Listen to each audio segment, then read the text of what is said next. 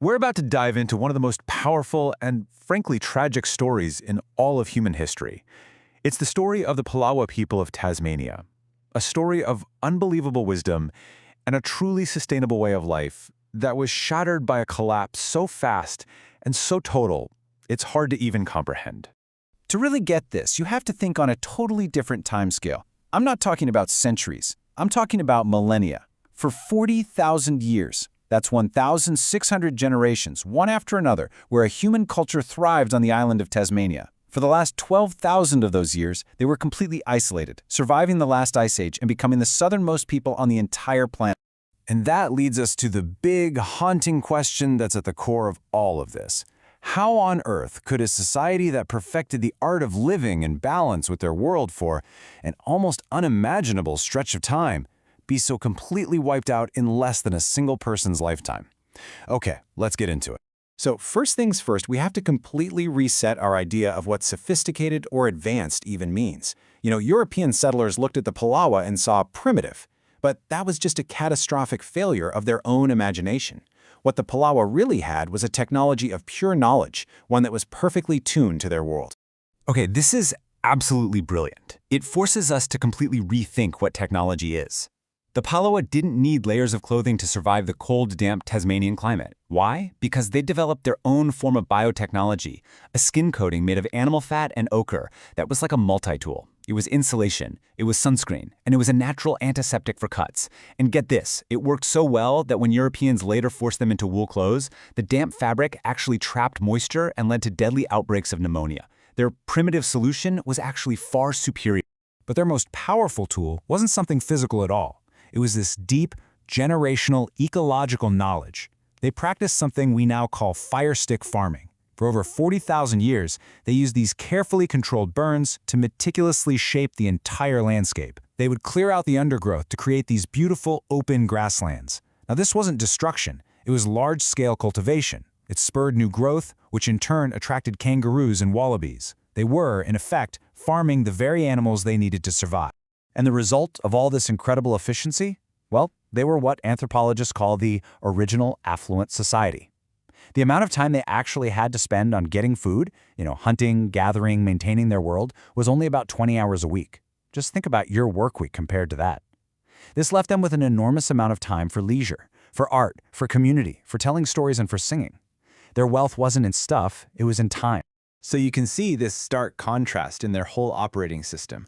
The Palawa strategy was all about knowledge. It was mobile. They moved with the seasons to make sure no single area was ever over-harvested.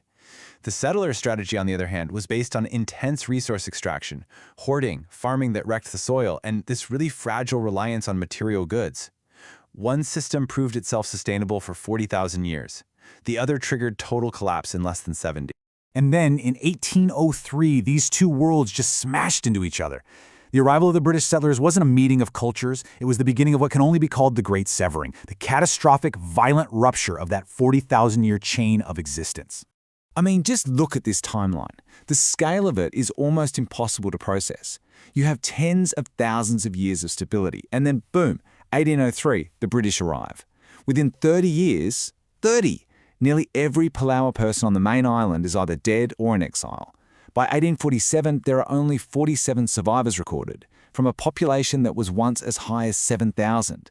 The speed of it is just unfathomable. And this right here just shows you the insane disconnect. Colonial observers, seeing people without big buildings or heavy clothes, just dismiss them with these horrific insults. But the reality? This was a society that had achieved things modern civilization can only dream of, surviving an ice age, maintaining their environment for millennia, and developing this rich cultural tapestry with up to 12 distinct languages. Now, this destruction wasn't an accident. It wasn't just a byproduct of settlement. It was a deliberate, brutal campaign of violence. And one of its absolute darkest chapters was waged not by soldiers, but by seal hunters in the Bass Strait. This was a systematic war, and it was aimed primarily at women and girls. Starting in the late 1790s, you had about 200 European and American sealers operating in those islands between Tasmania and Australia. And as they hunted the seals almost to extinction, they turned their violence on the Palawa, systematically kidnapping hundreds of women to use as slaves. And this horror isn't some abstract historical fact. It's brutally personal. These are the direct words of a woman named Kalunku. She was kidnapped in 1823. She was just 6 years old. Her testimony makes the reality of this so sickeningly clear. What the sealers created was a system of chattel slavery. The women were property, period. They were bought and sold. One woman, Tanganutra, was traded for just 4 sealskins. They were forced into sexual slavery, and their deep knowledge of hunting and diving was exploited for profit. Historical accounts also confirm that babies born from this systemic rape were often killed right at birth. The cruelty was just unimaginable. This historical account describes a sealer named Harrington, whose methods of punishment were just pure torture. And this wasn't some isolated incident. This was the accepted culture of this brutal, slave-based economy. And again, from Kalungu's own eyewitness testimony, we see the absolute depths of this depravity. This wasn't just violence, this was mutilation and terror inflicted on women and even children as a matter of course. This is the documented reality of what happened on those islands. Back on the Tasmanian mainland, the end came through open warfare, the Black War. And then a final, devastating act of betrayal. A government agent, a guy named George Augustus Robinson, convinced the very last survivors to surrender, promising them safety and protection. It was a complete and utter lie. Instead of protecting them, he had them exiled to a death camp called Waibelena on a remote island. Separated from their land, from their food, from their entire spiritual world, they just died in droves from disease and despair. This chart shows you the result. A thriving population reduced to just 47 people. That is a 99% extermination rate in one generation. So, what was truly lost here? It was so much more than people. It was an entire library of human knowledge, and it was burned to the ground before we ever even bothered to learn how to read it. Think about it. We lost an unbroken chain of memory stretching back 40,000 years. We lost entire languages, each one a unique way of seeing the world.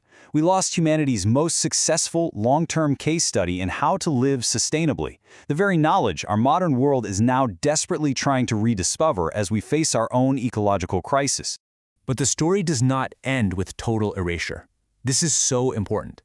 The Palawa people survived. Today, there are thousands of their descendants, many from those various same women who endured the horrors of the Sealer Islands. And they are carrying the torch. They're reviving their language, Palawakani, reconnecting with their culture, and fighting for their land. Their resilience is the final, powerful chapter to this story. And this really brings us to the final, stark contrast at the very heart of this story. The Palawa gave us definitive proof that sustainability isn't some modern fantasy. It's our species' original operating system. And the settlers? Well, they proved that a civilization obsessed with a certain kind of progress can erase that balance with terrifying speed. And so we're left with this terrible, terrible irony. The people who were dismissed as barbaric, as living like beasts, actually held the secrets to long-term human survival. We destroyed them and their world in the name of civilization. So the question we really have to ask ourselves is, who was truly advanced?